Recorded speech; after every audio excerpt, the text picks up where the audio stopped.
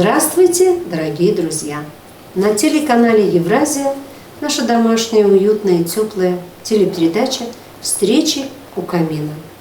И снова у нас в гостях, теперь уже знакомая нам, регент церковного хора храма Иверской иконы Божьей Матери. Божьей Матери, да, Поселок Теренцай. поселка Теренцай, подсказывает мне Ольга Викторовна Телемон. Она снова у нас в гостях, и мы уже не задаем ей никакие вопросы, пусть она сразу начнет петь. Я о прошлом уже не мечтаю, мне прошедшего вовсе не жаль. Только много и много напомнит эта темно-вишневая шаль. В этой шали я с ним повстречалась, и любимой меня он назвал. Я стыдливо лицо прикрывала, а он нежно меня целовал. Говорил мне: прощай, дорогая, расставаться с тобою мне жаль. Как к лицу тебе, слышишь, родная, это темно-вишневая шаль.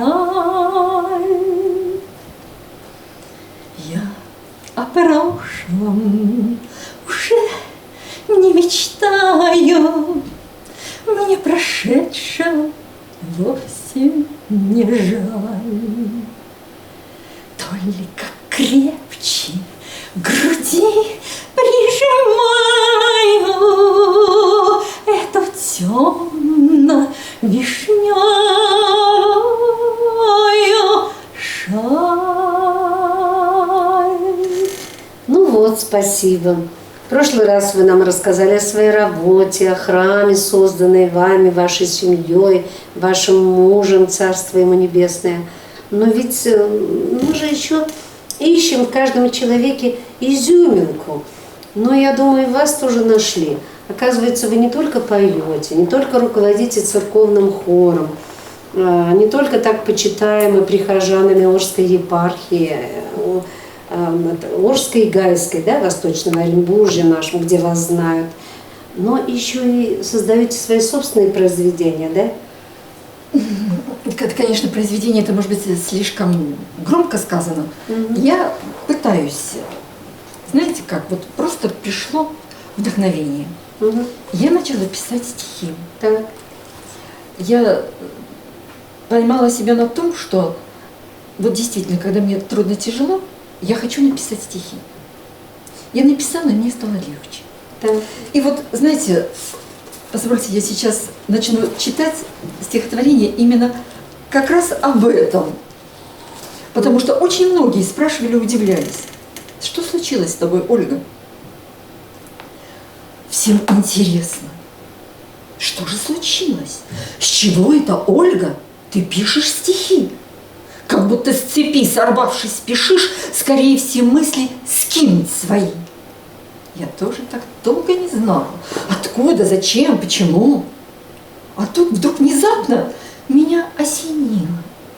Так это все лишь потому, что я нахожу утешение от всех неприятностей, бед и скорбей. Напишешь, бывало, стихотворение, и станет прям сразу светлей. Куда-то уходят проблемы, ненастья, глаза открываются вдруг. И понимаешь, какое же счастье, что есть у меня сей недуг. Вот такое вот, как бы шутливое слегка. Так. Стихотворение, оно вот именно действительно просто свои высказанные мысли. И, знаете, хотя женщине, конечно, не говорят о возрасте, в этом году мне исполнилось 60. Так. Я так посидела, посмотрела на себя в зеркало и говорю: Оля, ты уже стареешь, тебе 60. И вдруг мне приходит такое стихотворение. Вот старость, ты ко мне пришла, здоровья меньше все осталось. Как хочется, чтобы ушла подальше бы усталость. Ведь надо сделать столько дел, а ты сидишь и встать не хочешь. Ну кто б тебя сейчас посмел еще б на танец бы позвать. О, если б музыка была, да кавалер еще, тогда бы молодость пришла, на время старость отошла. Я посмотрела, я, наверное, еще не совсем старая. Я поменяла свою точку зрения по отношению к этому. Так, еще. Вот. Так у вас прям целая папка там. Да что вы, там тетрадь целая, Да. просто несколько. Я просто пыталась выбрать то, что было бы очень такое вот более-менее интересно, не только бы мне одной. И знаете, я, наверное, прочитаю стихотворение, которое сейчас, может быть, самое актуальное. Оно сподвигло меня написать, когда начали погибать наши ребята на Украине. Мгм. И называется оно, посвящается матерям погибших сыновей. Мы даже сделали передачу и назвали каждого из них поименно. Я видела. Буквально, да, по каждому наших ребят.